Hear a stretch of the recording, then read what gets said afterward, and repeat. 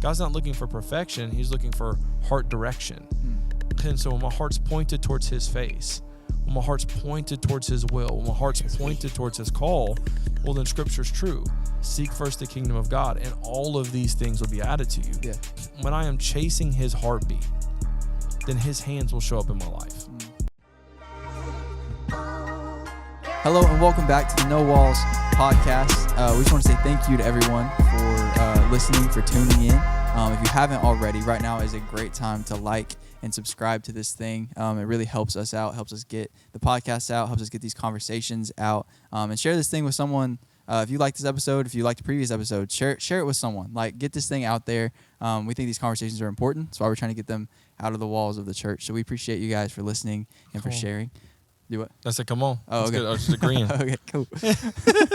But yeah, so today I'm excited for what we're talking about because we just came back from beautiful Florida. Except it wasn't. Except for it wasn't. And everyone in Florida reminded us consistently The whole of how time. untrue that statement is. It was raining the whole time we were there. Like the day we got there. Yeah. We were there for like 4 days or something like that. Yep. Rained the whole time, the absolute whole time. So. And they wouldn't let us forget it. It was the wildest thing. It was like they were more aware of the rain than we were. Yeah. Like, oh, we're so sorry you guys couldn't. I was like, listen, I've never been to South Florida. Yeah. So like, it's not humid here. Yeah. I'm loving my life. There's sunshine sometimes. There's beaches we can drive by. Like, I'm having me a great time. Yeah. And like their constant awareness of how much it was raining was the only reason I knew I was missing out on something epic. Yeah. So. Every room we walked in. Every Man, I'm single so one. sorry y'all visited when it was raining. We went there. It was a super fun time. We went to check out. There's a church down there called Christ Fellowship Church. Yep. Super cool church. And we went down there to kind of figure out like some of the things that they're doing. We got to talk to some of their staff. They were super gracious to let us go down there and just talk to them and stuff. And the way we got there is because you have a friend named Ricky. And I've known each other for how long? I'm 30. I met him when I was 10. So 20 years. That's crazy. That's a long time, bro. That is wild. And yeah. How old are you? I am 22. That's almost your whole life. Yeah, almost. That's wild. Yeah. But yeah, he's super cool, man. It was really cool to meet him after hearing some stories and stuff. So that was awesome. But I'll start us from the beginning of the story. So the way we got to Florida wasn't by train, it wasn't by car, but it was by airplane. And you don't have a good time on airplanes. So how was that journey for you? So like I was pretty confident I wasn't gonna be the biggest fan of airplanes. I have control issues.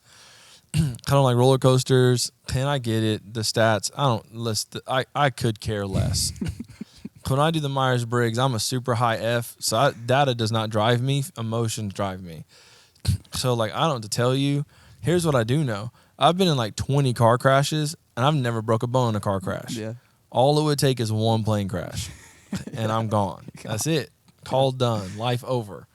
So that data point is the only data point that matters for me. Yeah.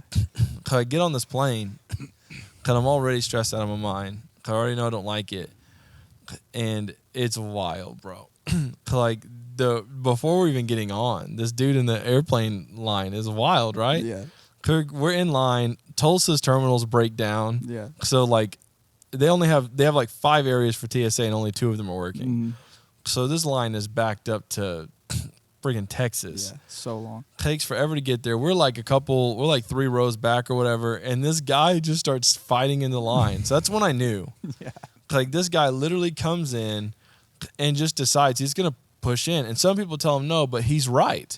He knew that if he just kept trying, eventually someone would not be conflict enough to be willing to fight for themselves. They would just give up, and they did. Yeah. This dude cuts the line, and then some other guy in the line blows up. So there's like this. It's like a 15, 20-minute ordeal of people just losing their minds because this guy's cutting in line. But that's when I knew. That's when I knew it was in the air. Like, this was not going to be the kind of trip I wanted to take. Yeah.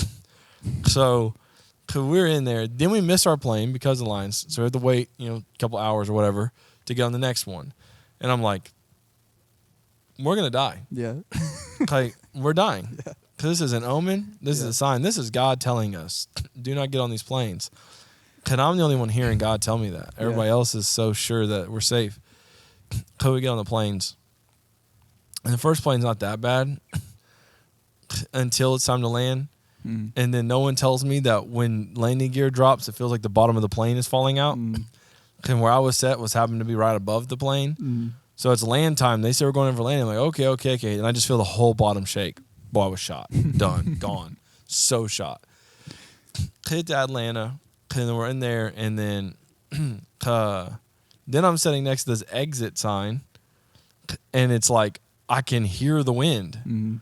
It's loud. Like, so now I'm aware of how close. Like, if this thing breaks open, I'm getting sucked out the side of the airplane. Yeah.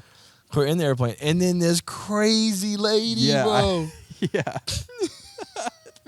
I actually forgot about that till like this moment. That was wild. This lady passes me a note on a plane that is not safe for public podcast. Yeah. And that set pace the rest of the trip. She was zonked. So anyways, and then she gets up there and then she sits next to the exit sign as we're trying to land and starts saying, I got to get off this plane. I got to get off right now. And I'm like, she's going to open that door. Yeah. Now later on, Jared's like, bro, it's got like umpteen million pounds of pressure. She's not strong enough. Like, bro, I don't care. All I know is if she would have touched that handle, I would have gone full on crazy pants. Like, I'd have tackled the woman on an airplane. I would have. That's how scared I was. You would have been a hero. I would have. Yeah. I think I would have been a hero. Yeah. Because then that was super scary. Oh, and then the landing gear on that plane was also terrifying because now this one's on a drop sound. It's like, it's just like they're all different. All the sounds are different, bro. They're all scary. So it was awful. Yeah. And then we get to the second one on the way home. We have to do 2 plane trips to make it home. And I'm so unbelievably chill. Like, I'm good. I'm like, oh, I got this. I'm not that scared. Can I make the worst decision ever? And that was to look out the window. I haven't looked out the window yet at all. On takeoff, we look out the window. So the rest of the way, I know how high we are in the air. I can't forget it. I'm shook, bro. I'm so scared. And then, like, they have these screens that tell you how high you're off the ground. So it was comforting the second plane because I was like, okay, cool, I know where I'm landing. Except this one wasn't up to date. Mm-hmm. So, like, it says I'm still, like 10,000 feet off the ground, and then we touch the ground. Yeah. So, like, I thought we were dying. Yeah. I was so sure we were dying. Yeah. And then, like, the fourth plane was this herky-jerky, like, we got there so fast. Yeah. Oh, yeah, that was wild. It went from, because it was like a 50-minute flight the time before, and it was like sub 30 on the time back. And, like, it did feel like we were moving. And then the same thing with, like, the I couldn't tell if it, because the flight itself doesn't scare me except for the landing. Like, I have not had a landing yet where I'm not just like the whole time just like gripping the seat. So it's not super fun for me in that regard. But it had the little screen on the seat, and mine wasn't like calibrated either, or it wasn't right. So like we're landing and I'm looking at the miles per hour and it says we're going 300 miles per hour. And I actually don't know if that's right or not. I assume it's not right, but I was like freaking out a little bit on that one too because of that. Yeah. Flying was wild. We did spend a lot of time in airports. I was so scared. Yeah. I spent so much. It was Saturday. I was still shot. So long story short, I have a deep, deep, deep sense of appreciation and empathy for people who struggle with legit anxiety now. Because I think that's as close as I've ever gotten to a freaking panic attack, and I'm good. Yeah. I'm no thanks. Yeah. Yeah, the flight was wild. So then we get there, finally. We get there at like, what was it, like 1 o'clock in the morning or something like that? Had to be close, 12:31. Yeah. We get to our Airbnb. Airbnb was super dope. Had a hot tub. I love the hot tub.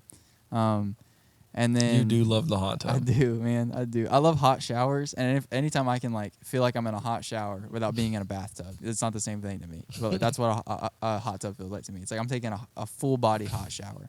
So good. Except for it's not, because then you feel gross and you actually have to take a shower afterwards. But anyways, so our Airbnb was dope, and then we got there the first day, and we got to look at their campus that was in Port St. Lucie. Yep. And it was beautiful. Like, it was incredible. Like, it was this old, or not an old building. It was like a, what did they say? It was like a cinema.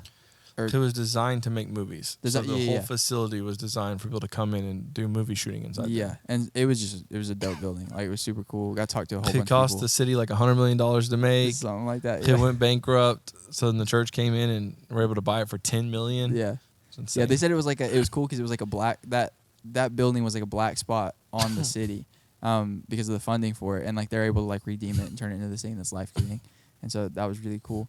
What was your biggest takeaway from that first day? Do you have anything that stood out specifically from that first day?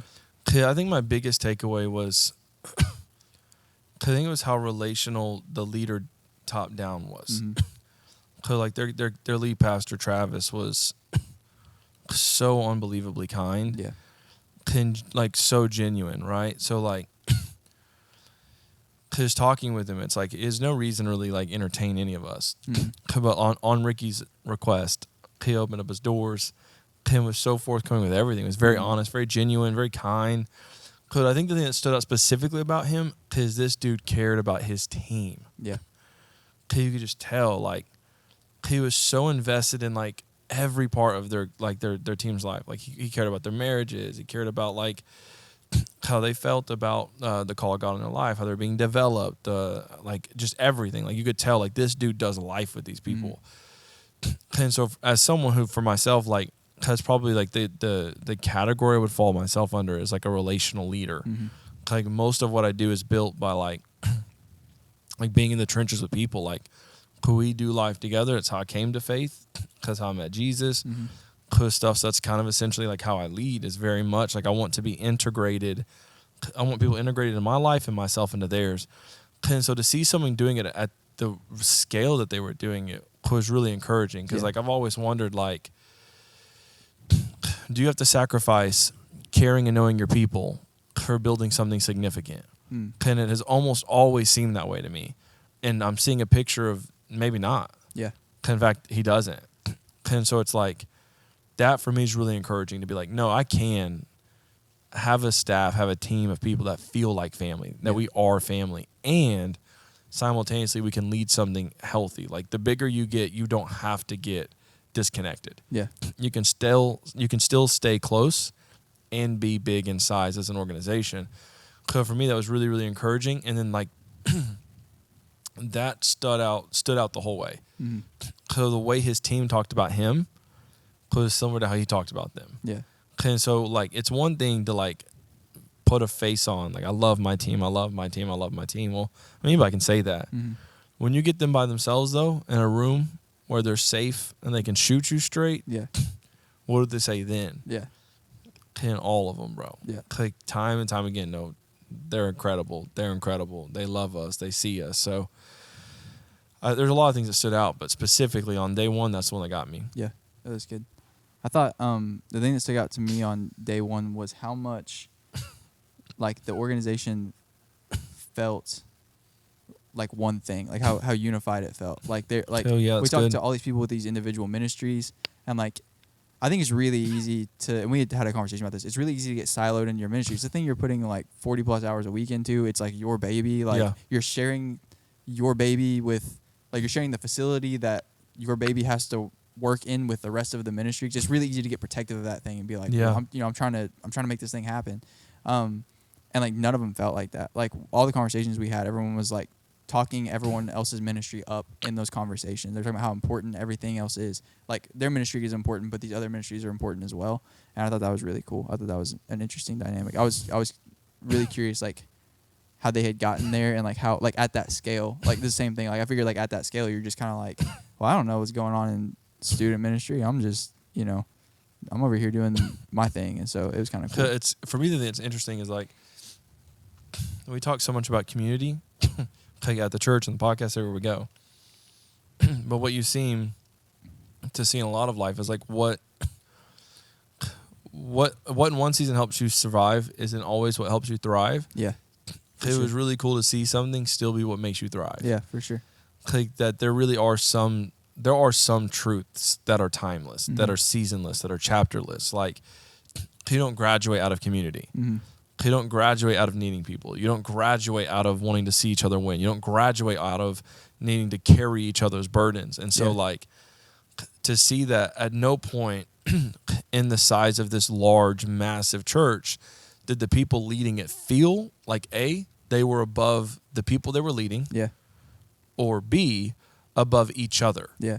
Yeah, that's good. And so to see that data point had not landed for them, Yeah. where many, many times it seems like that can happen or has happened, or some of us have had experiences in churches where we believe that to happen, it was very encouraging for me to be like, see, it is the secret sauce. Yeah. It does sustain. It is true in every season. When you are broke and you have no other option but to ask for people, you needed people just as bad then as you do when everything is up and to the right. And so to see this big church moving, doing all these cool things, still have this deep sense of connectedness. Like they are tied to each other. Yeah. They help each other. When someone's fallen, they call out, they show up. Yeah. So for me, it really just reaffirmed like some core tenets for me. We need people. Yeah. Church, business, life, parenting, marriage. Insert example, you need people. Yeah. Yeah, that's good. So we, and the other thing, just adding on to that, like, it was what I fully expected. You go in there, and like we talked to a guy who's over like their Celebrate Recovery side of things, and he's talking about how good of a dude Ricky Arnell is, who is the student pastor of that campus. It's like those two things. Like, you would think those guys never cross paths as far as like their ministries go, but like even their offices were like almost like on opposite sides of the building. But like they just all like they do life together, and it was just really cool to see. So then the next day, we went from that campus to their central campus. Yep. Got to tour that thing. That place was huge. Like you walk in and like, it's incredible. Like it looks like you're in a mall almost when you first walk in. There's little tables everywhere. It is the dopest place, and this is the biggest church venue I ever walked in. Yeah. Yeah. Like I would be lost in there. Yeah. So it's like, yeah. Well, Tyler got lost. So Tyler did get lost. Tyler Sisson did get lost. You're right. We went and checked out their, what would it like be the equivalent of like their Brick Kids or their kids ministry, and like they actually brought in some designer that used to work at Disney or something to make their kids ministry area look cool. So like you walk in and it's like the best I can explain it is just like they're fake building they're like fake buildings. It just looks like Disney World. Yeah, it does. Yeah, it's like a you have these town. storefronts that look legit. Yeah, like they're not like out of like cardboard. Like you could touch and feel. It's like what the. Yeah, and so Tyler's like sitting in there, and because like that's his thing. He's like all in that. We're leaving, and he's taking pictures. And then we get all the way to this other room, and we're like, "Where is Tyler?" So I had to go back and find Tyler, which is kind of funny. But I would have gotten lost too, man. It was wild. But you didn't. I didn't. So I stuck with the group. There's safety in numbers. So. Safety in community. Yeah, exactly. Yeah. And so we're there. We're checking stuff out, and man, that was a super cool day. What do you think your biggest takeaway from that day was? So day 2 was a little unique. So day 2 was the first part of the day we were together. That second part of the day we split up. Yeah. Because we had meetings at the same time. I think there were a lot of things that were cool. The size of the building was neat. It was just neat to see how big it was, and then it made me kind of like, it had me scratching my head on like how I feel about. It's just a lot of things like I had a lot of like theoretical kind of like in the air types conversations, like ethereal concepts of like when is too big, when is too nice, too nice. And so I found myself kind of walking through a lot of that, like how do I feel about how big the facility is, how necessary it is. The things that stood out to me was like, I think there are two things. So one was when I was on site, how impassionate that place is about development. Yeah. That's bananas. Like they do not play games. Like if you are on their team, they are with their resources, with their time, with their mouth, with their hands, with everything. Like they are fundamentally committed to seeing that everyone on their teams are being actually developed. Yeah. Like you don't like a plateau there. Like once you're on the team, our hope is that you are progressing every day to be closer and closer to the full version of who God's called you to be. Yep. So for me, that was really cool to see that like at the very top on their central campus, that's what's working its way down. Like they're not settling for just okay. Yeah. They want you to be able to thrive and be healthy and be full. So that was cool. And not just that, but actually develop you. Like, yes, I want you to be a good husband, but I want you to be a good leader also. Yeah. So I'm going to put resources on both ends of that so that the full version of yourself can be developed. I thought that was super cool. And then you see like that they have space for that. Like they have an on-site music studio. Yeah. They have development rooms where Yeah. people are learning piano, learning keyboards. Like they have like a music school. So it's just really cool to see like they take building up the person to its most extreme conclusions. Yeah. So if you are interested in something, if you think there is a chance that God has called you to do anything, business world, secular world, church world, whatever, Yeah. this place is going to do the best it can to see that you have some resources to walk that out. Yeah, for That sure. was really neat. And the second one was we got to talk to Pastor Ian, who is the pastor of their Espanol service. And that was pretty incredible. This guy was so kind. I think the thing that stood out to me most is Pastor Jared Callahan is not like a high emotion guy. So it's very rare that you can woo him. You know what I'm saying? Like you're not gonna like hit him with great packaging on something and he's like immediately going to buy something. Yeah. And so I got to watch it happen. Yeah. Like I could see this man like have this kind of casual like conversation. He wasn't trying to take Jared one way or the other. And you could see this moment turn towards the end where it was like, just take some notes for the next time I need to pitch something, Jared. That's how you do that. Yeah. But he was genuine. He was really cool, really kind, and really inspired me to want to like figure out how I can even develop like my own, like I want to learn Spanish. I want to like really develop like being able to reach the whole of my community. So just because I don't speak your language doesn't make me exempt from wanting to love you well. Yeah, for and sure. So I want to learn your language. So just the vision he had for reaching a whole community and not settling just for people who can talk the same language as you is really inspirational. Yeah.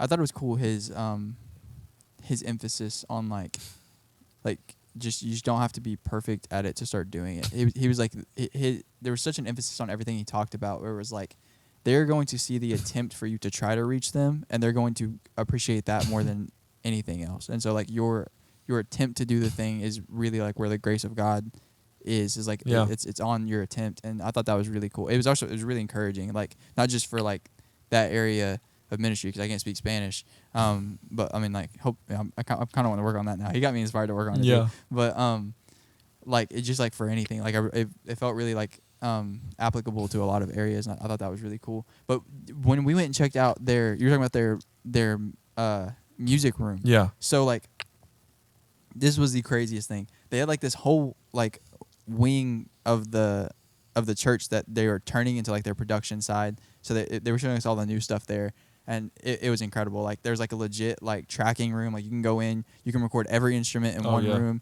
There's like a piece of glass. So then like that like it's a window is what that's called. And it's separating the two rooms. And so the person can be mixing in this room and looking at the people who are being tracked. It's like a legit studio. And then he was like, yeah, but let's go look at like, I can show y'all like what we were working out of before all this got, implemented or whatever. And then he goes to this other room, and it was that room, and there's these like stand-up desks, and there's like 9 of them. And I was like, that's weird. They have all these stand-up desks. And you roll out a keyboard, but it's not like a typing keyboard. It's like a piano keyboard. And all of them are like digitally like plugged into this computer where you can like track and like do like MIDI stuff through it. And he was like, yeah, this is where we teach people how to do worship. And then in the back of that were these rooms that were like little studios. They had like drums in one and guitar in another. And like, it was incredible. I was like, man, that like just getting people in there and just getting the work just sounded like a lot of fun. Wild. So that was super cool. You know what else kind of stood out to me? Was just name a random business. When you go there, you know what you're almost guaranteed to see? Someone who hates their job. Yeah. I don't care where it is. Like almost every place you go into, if you stay in there long enough, you're going to find someone who can't stand it. So I didn't meet a single person. Okay, I mean like not a person who did not think being on that team, being in that church, being at that place wasn't the gift of a lifetime. Yeah, for sure. And for me, that communicates something. Yeah. Okay, we can argue back and forth all day long on how big a deal that is or whatever. But I'm like, I have seen people who have hundreds of thousands of dollars in the bank and are deeply unhappy. So it's like, oh, well, of course they're happy. They're at a big church. Like, nah, more money, more problems. You know what I'm saying? Like, it just didn't land that way. These people love where they are. Like, you could see it. Like, this place meant something really special to them, and it meant a lot to the people serving inside of it and the people leading it. So for me, it was incredible. It was just really, really, really cool to see, like, all these people love being a part of their church, and that for me is really, really cool. Yeah. Really cool. Also, the church is massive, and they all feel so connected. Yeah. So it gave me hope, you know, as the church grows and stuff, that we don't have to lose that also. I know I said that earlier, but just to double dip, day 2 proved that also. And that's just a theme I kept seeing. It was really cool. Yeah, well, you would be talking, I mean, it's kind of the same. It was wild because it wasn't just at that one campus everyone was connected. We were just at Central, and then we would go to like another campus or whatever, or we went back to the St. Lucie campus that evening for the Wednesday night thing. And I was talking to someone. I was like, yeah, we got to go check out the Espanol service and talk to the guy over there. And he was like, oh yeah, Ian. And I was like, you're not even at that campus, and you guys like all like still know each other. That's super cool. It's crazy. It was really neat. Also, we got to check out their student ministry, and that was cool. Yeah, that was incredible. Yeah. What stood out to you about the student ministry? I think it was really impressive to see them pulling off. So they have enough students where they do a middle school and a high school experience at the same time. So the middle school, because it's the bigger one, goes into like their bigger auditorium, and they have a smaller auditorium where the high school were meeting. So you have 2 people preaching at the exact same time, 2 experiences happening at the exact same time. And I just thought that was cool. Like anytime you can pull off logistically having 2 experiences running at the same time, like I feel like you're doing something right. And it was just neat because I sat in the middle school one, you sat in the high school one. Yeah, that was super cool. Yeah, I think for me the thing that stood out, and this is true about all of them, you could tell like this church just means a lot to them. Yeah. And it's always going to speak to me when people seem to be just really grateful for the community they're a part of. Because I think gratitude is one of the most powerful things you'll ever have. Yeah. And so it really didn't matter who they were, how long they had been there. I talked to someone that had been there for like 5-6 years, and I talked to someone who had only been there for that semester. Same level of like gratitude. Yeah. Because like so this person makes sense. The person who's been there for a short time, they don't know that it's not always fun. Yeah. Well, this person's been here years and is equally as grateful and excited to be a part. So it's cool. And I think any sign of leader like Travis, like when your leaders talk about you the way Ricky's team talked about him. Yeah. I mean, that's a dream of every pastor, right? Every leader, every father, every mother. Like you want your kids, your people you lead, whatever context it is, when you're not around, the hope is that they would speak about you in a way that would communicate that you're doing a decent job. Yeah, for sure.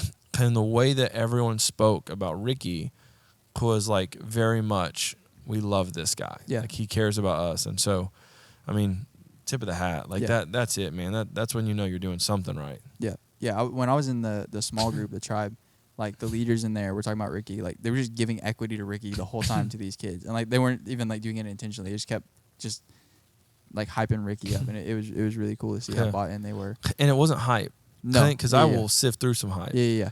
Like it was genuine. Like it felt like he had like baptized these kids' babies or something. Yeah. Does it make sense? Sure. Like it really felt like that. It felt like someone had been in the hospital at one point, and Ricky was there with them. And I don't know if he was or wasn't, but it was that kind of a genuineness. You know, it wasn't just lip service. Yeah, for sure. Yeah, so we did that. Did the middle school experience, and then the next day was the last day, right? So we went back to Central, and we had a few meetings, and we split up again at those meetings. What was that last day like for you? So last day, what was the morning one of the last day? The morning one was we got there and went straight HR. Wait, no, that was the day before, wasn't it? I don't know. Maybe that was day. Oh, you're right. That is day 3. HR is day 3.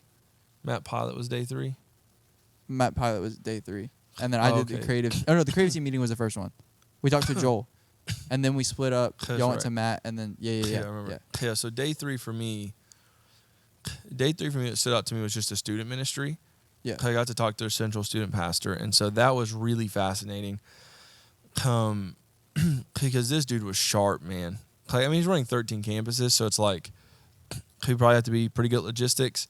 But he was very like intentional, and that was cool for me to see like that level of intentionality. Like, it really wanted me to it made me want to level up my game of like, all right, I want to even get better at like structure and having vision and intentionality and like all of those things.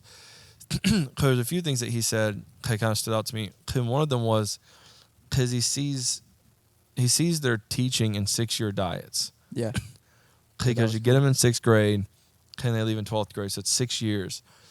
And so to see like his forethinking, Colin, like he's thinking through in year 1 and projecting to year 6. Yeah. That was fascinating. Yeah. So just like I was really chewing on that. Like just the idea. So he's like talking about how you have some things you got to hit every year. There's no way around it. These things are always going to be things you have to have conversations about. But then there are some other topics. Maybe you don't hit every year. You hit every couple years. Yeah. Right, because you have 6 years to get the full picture of who Jesus is to these kids. And that for me was one of the things that was so encouraging about it, because the idea of like trying to figure out how do I jam pack like all of the Bible, if you will, in one school year, and you just can't. Well, when you have 6 of them, now I can do a lot, right? Now I can see the picture a little bit bigger.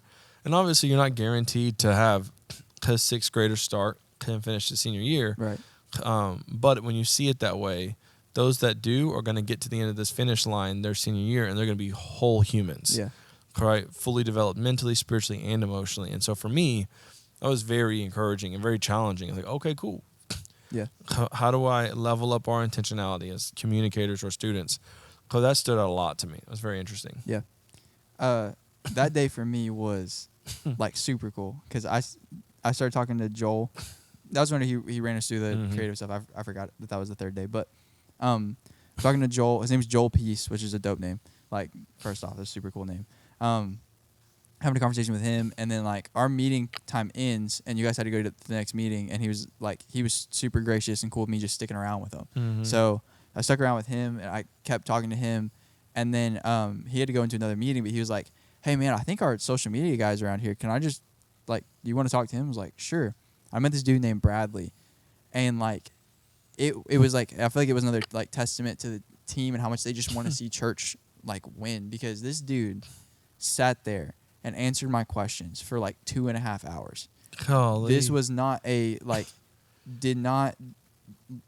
scheduled meeting. The dude was just pulled in, and like I was trying to gauge him, so like I wouldn't have just sat there and just kept asking you if it was obvious he didn't want me to.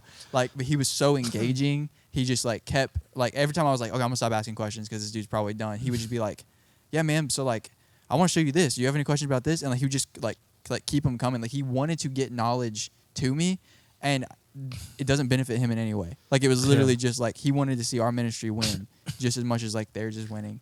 And I thought that was just super cool. Like I was super grateful for that dude. He started showing me around the office, started introducing me to people, started telling me like, "Hey, you should talk to this person about production. You should talk with this." And I was like, man, like it was just cool to see that they are like from the top down so excited about the capital C church. And like I didn't hear them throw that term around or anything like that, but like they like it was literally like, you guys just want to see other churches win, and you guys love church, and it was really cool. I think for me that's one of the coolest things. I think like you hitting that. If you're asking me like what's a major takeaway, call 3 days. I think that's it. Like this place, bro, they're busy. Yeah. And not like the like cop out busy that people want to talk about. Like they act like they're busy, but they're really doing nothing with their lives. Yeah. So these people are objectively busy. Yeah. They're running a massive organization, and they're just blocking out time to talk to people who do not give to their church, who do not serve in their church, who may do nothing ever for their church. Yeah. But they believe in what Jesus is trying to do in the world. Yeah. So to see that they would leverage their time for people that aren't theirs, but are theirs because we're part of one big giant team. Yeah. Man, that was wild. Jared Callahan is one of the first people I ever see do that. Yeah. Okay, that's always been one of the things that sticks out to me about Jared, is that like, if we were running 1 billion people, biggest church in the world, whatever you think success would be for your definition, if he felt like there was a person who wanted help, and he even thought there was a chance he could help them, he'd stop what he was doing in real time to walk them through that. So to see that you can get to that church's scale and have that in your bones. Yeah. We never talk to the lead pastors. We never talk to a person on their board team. We only talk to people serving underneath them. Never got to hear their heart, but this place's bones are to love people well, to equip people well, to develop people well. So if there is a good thing they have and they can leverage their privilege to help somebody else, they would move mountains to do it, and in fact did move mountains to do it. Yeah. That's wild, bro. Like, that is some encouraging stuff if I've ever seen one. I think there was like 3 or 4 podcasts ago we were talking about like like encouraging things in the church or something like that. Yeah. I was talking about like some cool things I see in the church. That's why I have hope. Yeah. Because these types of churches that people would try to write off, no, I've been in the rooms now. Right? You can assess whatever the crap you want to assess when you're looking at someone's YouTube clip. You go get in the building. Yeah. You go talk to a person. You go have a conversation with one of those people leading one of those things. And I would bet far often than not what you're going to find out is they're a human being just like you. They've just been at this a little bit longer. Yeah. Correct. Like, and this place was that. It was so encouraging to see this mega church, if you will, have a heart to leverage their good things for people that most of the world in comparison would be like, well, you're not even worth the time. Yeah. Yeah, for sure. And we were. They made time for us. And I think we are worth the time. To be clear, I think our church is dope as crap. Yeah. I freaking love this place. Same. Like, we're no peons. Yeah. But I would see how someone who has a church that's, 30x our size. Yeah. Yeah. 6th largest church in the U.S. Yeah. 30-some-odd thousand people. Yeah. Covered 13 campuses and made time for our church. Yeah. And no one was like put out by us being there.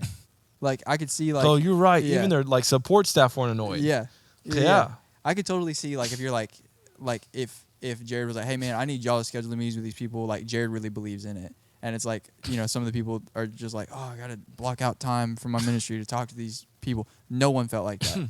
Like, it never felt like I sat in someone's spot on a pew. Yes. Yeah. No, it never felt like that. I never got in there and a single person was annoyed that I was in their way. Nope. And I've been in a lot of rooms in my life where it very much felt that way. Yeah, for sure. In organizations that were much smaller. Yeah, for sure. I wanted to that's pretty much like your biggest takeaway from overall all 3, right? Yep. Okay, cool. I want to make sure we hit that.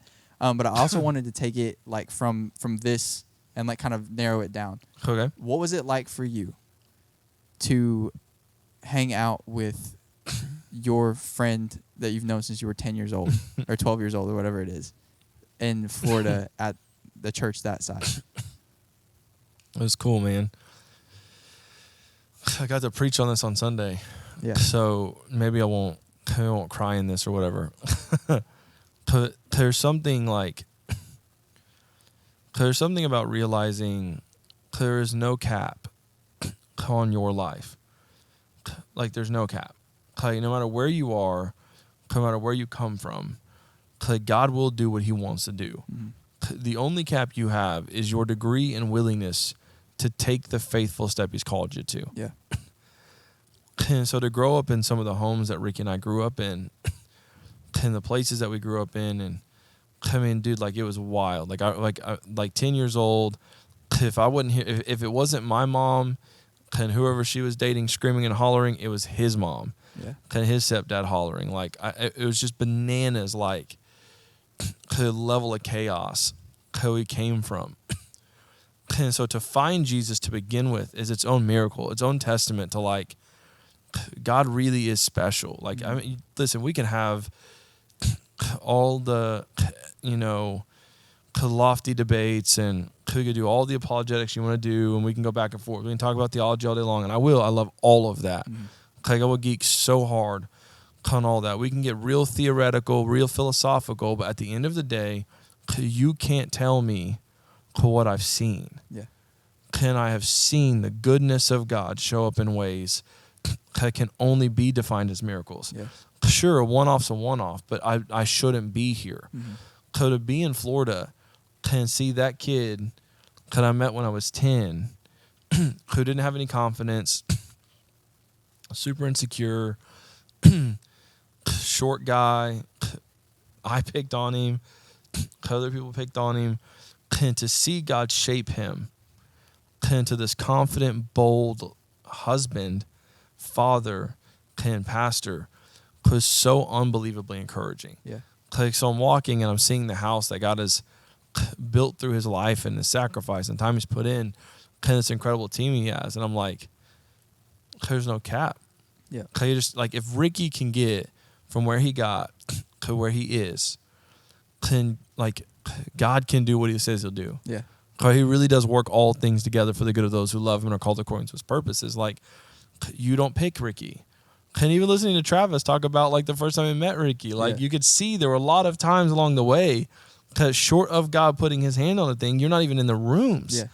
But he was, and he is, because he took the steps that God called him to. And so I can like look at my own life and project, like, I can see the same thing. I can see like, just being faithful and willing to do the work to cultivate hope in your life, to do the healthy rhythms that you have, like just being who God's called you to be as best you can. And I think that's the most encouraging part, because I know how messy he was. Yeah. Which means I know he's messed up a lot. Mm-hmm. And I know there's failures, and we're talking about those, and he's still where he is. Like, you don't even, like, I think we paint the picture like, okay, well, you have to say yes to every faithful step in front of you every single time.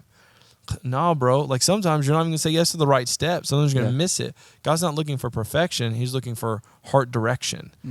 And so when my heart's pointed towards his face, when my heart's pointed towards his will, when my heart's pointed towards his call, well, then Scripture's true. Seek first the kingdom of God, and all of these things will be added to you. Yeah. When I am chasing his heartbeat, then his hands will show up in my life. And when I got to walk with Ricky, that's exactly what I got to see. I got to see the hand of God at work. I got to see his presence in a room. I got to see him moving through people, and it had me feeling so inspired. Like, he is that good. Yeah. So every problem I face or every solution I can't see the end to, he does, and he can. My job is to do the best I can with the step in front of me, and if I'm chasing his heart as best I know how to, his hands will get to work. That's good. Yeah, that's super cool, man. I when you hit that in your sermon Sunday, like, it was really like inspiring me, because like, I mean, what you just said, like towards the end of that, it's just like, we always think that like, okay, that person, like, God started working on them, and then they got perfect, and then they didn't make another mistake, and then it's like, well, he shaped them into the leader when he was like 23, and then since then he just hasn't said no. It's like, even whenever you're struggling to take the next step, even whenever the next step looks hard, even whenever you've messed up in the past 6 months, 6 weeks, 6 days, if you are willing to take another step, God will honor it, and his hand will be on it. And like, I think it's super cool, like the way you shared that with your story, with his story, and I've seen God do that in my own life, so that's wild. But yeah, man, this has been a freaking fun podcast. So I've had a good time. Really appreciate you talking to me today. Do you have anything you want to say before we close this thing out? Let's see. Do I have anything I want to say before we close this out? It feels like I should have a great send-off. I mean, I wasn't trying to like put you on the spot to do one, but it would be cool to have one. I would say, keep chasing. Keep chasing. So wherever you are at and however you got to where you got to, in God's hands, essentially no longer matters. Because all of the things that you think are disqualifying you towards getting to the dream he has for your life, given enough time, you're going to find are things he's actually going to leverage so that you can heal the world around you. But it first start with you. Yeah. And so in the attempt to build great, to build big, to run fast, you have to start internally. Yeah. So wherever you are in the process, seek him. Yeah. Seek him. Get to know him. Do whatever the step in front of you is. Get in church. Call somebody. Get a coffee with somebody. I don't care what it is, but just start the journey, because you will find that if you will seek him, you will find him. So don't stop chasing.